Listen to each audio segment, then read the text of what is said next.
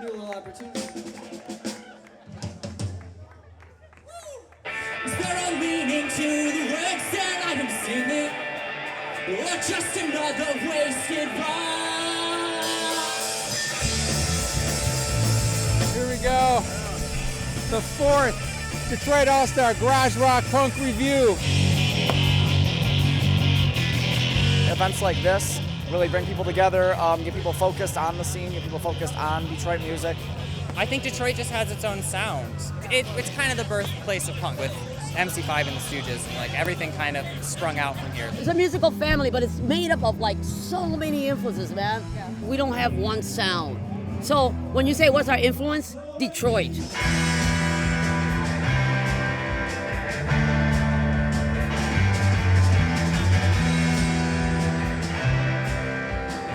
The Detroit All-Star Garage Rock Punk Revue, a celebration of the underground side of Detroit music. After 2 years off due to COVID, the event came back bigger than ever in August as a 2-night festival at the Cadieux Cafe. People have been just so grateful, and they're listening in a different way, a new way, like music kind of being stripped away from everybody, as well as like all this other stuff we were losing was like a wake-up call, I think. Not playing just is tough for me. It's what I live for.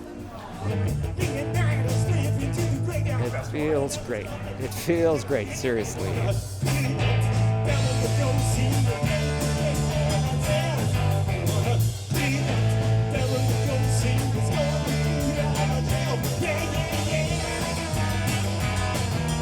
The event was organized by musician Smitt E. Smitty of Detroit's Figures on a Beach, and was hosted by radio icon and former WDET Radios in Motion host Michael Halloran.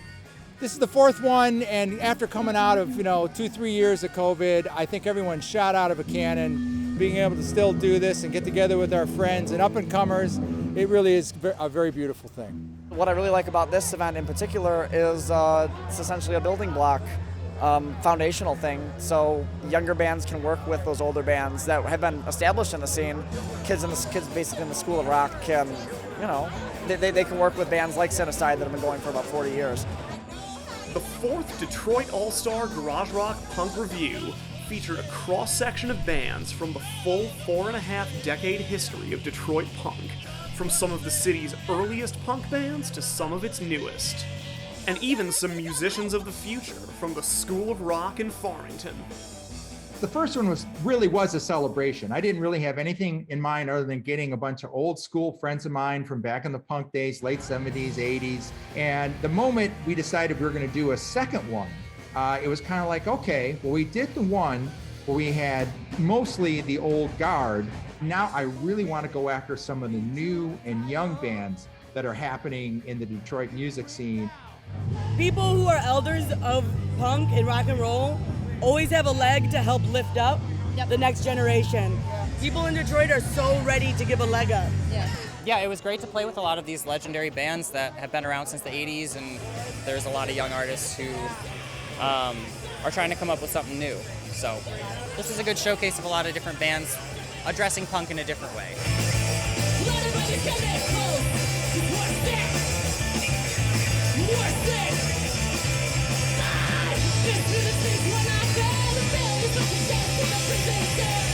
There is no music scene that even comes close to what the Detroit music scene is. It's like, and I've been around the world and visited every city. Detroit, without any question, is the #1 music scene on the planet. Everybody else is fighting for second place.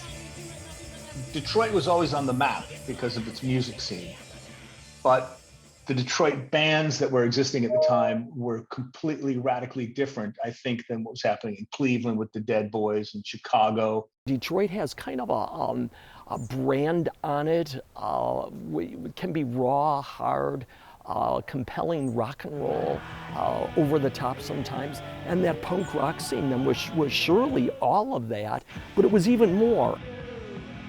It came down from outer space. What's gonna kill the human race? I was listening to an interview that Berry Gordy gave when he was talking about why Motown songs sounded the way they did. And it's because when he was working in the factories, there was something about the stamping, you know, the big machines that were doing all this work that had a rhythm that got stuck in his head, which basically became that whole boxer beat, 4 on the floor, you know, pat, pat, pat, pat, pat, pat. Like, we can't get away from Motown, you know, Yeah. and we obviously cannot Why get would you away. want to? And I mean, obviously cannot get away from I Want to Be Your Dog. There's kind of a very like industrial, rough, raw pulse in the city that I think a lot of people tap into. Industry, blue collar, hardworking. It's that kind of energy and I don't know, just sort of the rock and roll ethic. The MC5 and the Stooges, anywhere but Michigan, and they're not happening. Richie, our drummer in the Plugs, worked at Gear and Axle. So as the drummer and hearing, you know, kong, kong, kong, you have this rhythmic thing. So when you form a band, you're going to have a thing that is in your life that basically drives your soul. And with Richie, it was that factory type thing.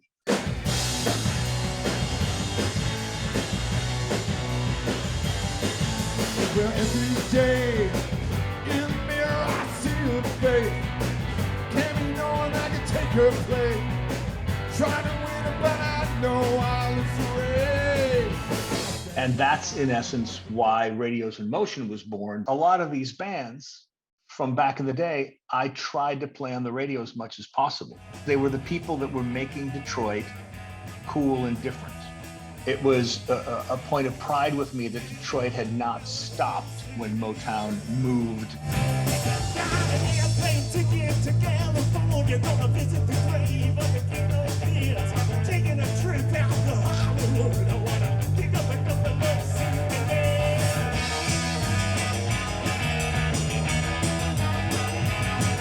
And I realized that thread that started in the early scene, you know, Mutants, Cold Cock, RUR, Cinecyde, were kind of like the beginning of a thread to me that we were able to attach ourselves on and then slowly move down. And then other bands came along, Vertical Pillows, but that thread just keeps going. Sometimes it gets super thin, sometimes it gets fattened up. There's always, you know, somebody stepping up and going, hey, I've got something to say too.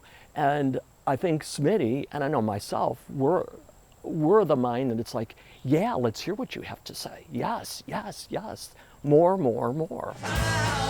The lineup for the Detroit All-Star Garage Rock Punk Revue followed this thread across the last 4 decades, sometimes branching off in unexpected directions. It is eclectic. I mean, you've got the amino acids, which is kind of like this kind of compelling punk surf band.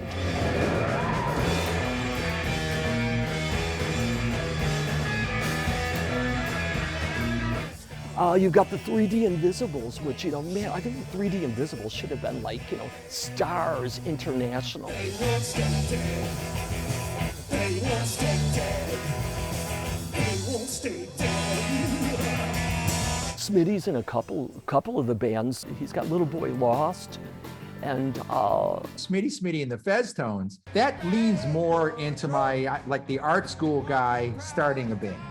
And I probably have more in common with like Sparks and the B-52s and Devo, because there's definitely an art element. Yeah, I'm a big bad boy, living life by definition. Big bad boy, everyone's consternation. then flipping over, you've got folky influence like Audra Kubat. Just in the world, you won't give it to us. I will fight with my bones and my fists if I must. Let's tear down the fences, take down the flags. I kind of think that folk and punk music are actually kind of aligned. You know, maybe there's sort of like a different avenue for the music, but like the message is really similar. I think it's sort of like being sort of fed up and ready for change and like angry about stuff and sad and broken and mad. And so I think that folk music is actually kind of like punk rock. Just in the world you have given to us. I will fight with my bones and my fists if good to sort of like bring in these different kind of styles under the same sort of energy of like what like punk rock or garage rock is. I'm seeing like a lot of young punk bands like kind of like springing up, but like mixing it with a little bit of acoustic. I think punk music is one of those musics, or even, you know, garage rock, that sort of lets everybody in. My writing style is very cathartic. It's just me trying to get my thoughts across, and through punk I'm able to access a more kind of primal energy to it.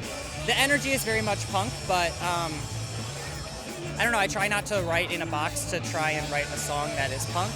I just try to write a song and then see where it takes me.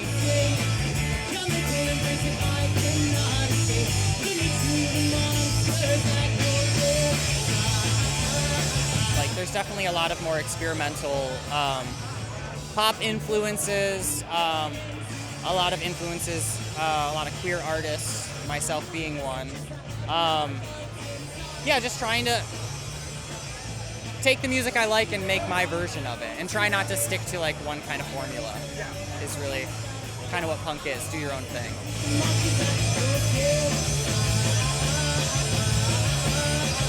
I did really enjoy the younger, newer bands. Sugar Tradition.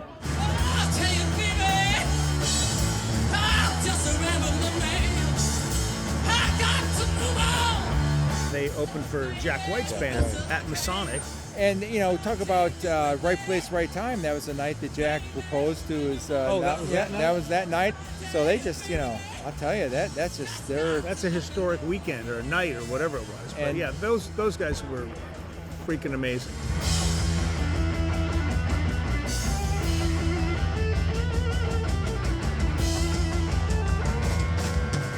The Detroit All-Star Garage Rock Punk Revue was also the debut concert performance by a brand new band, formed by legendary Detroit guitarist Mary Cobra and two members of the art rock band Shadow Show. Of course, everyone knows Mary Cobra from the Detroit Cobras. And with the passing of Rachel Nagy, it was kind of like, oh, geez, you know, Mary, people love you. They want to see you perform. You know, what are you doing? And then she told me about her band, GiGi.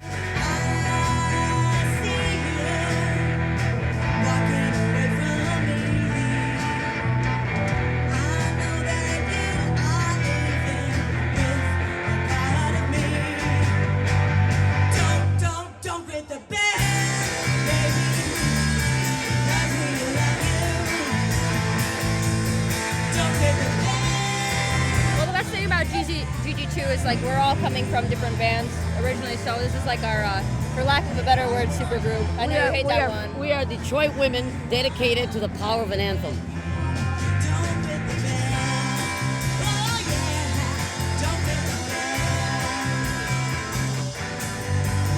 Well, that's what I love about GiGi too, though, is like we have basically 3 generations of Detroit punk, garage, rock, whatever. Yeah. Because it's like they say you kind of started it. Yeah, you're in the legend. You're in the legend era. I'm in the millennial era. You guys are like borderline Gen Z.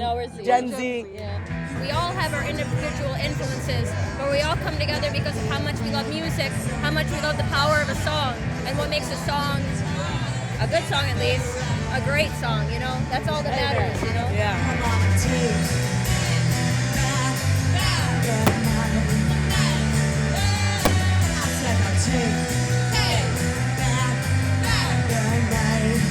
Take Back the Night was our first single that we released, and that was inspired by a demo that Mary got a hold of that was something that Rob Tyner had been working on before he passed, that Mary unearthed, and we kind of breathed new life into it.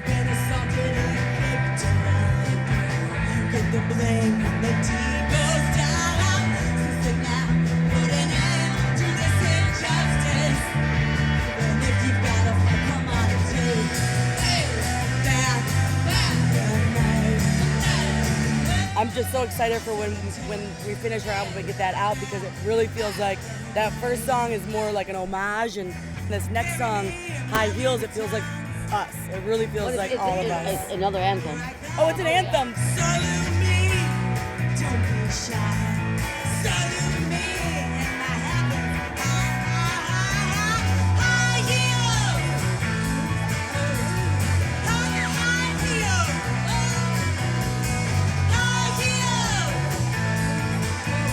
feel like punk in its essence is just an energy. It's just more of that kind of primal way of connecting to music, I guess.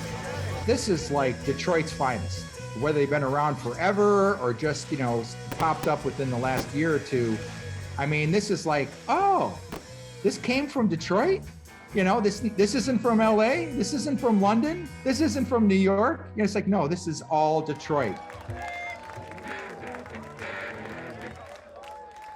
Thank you.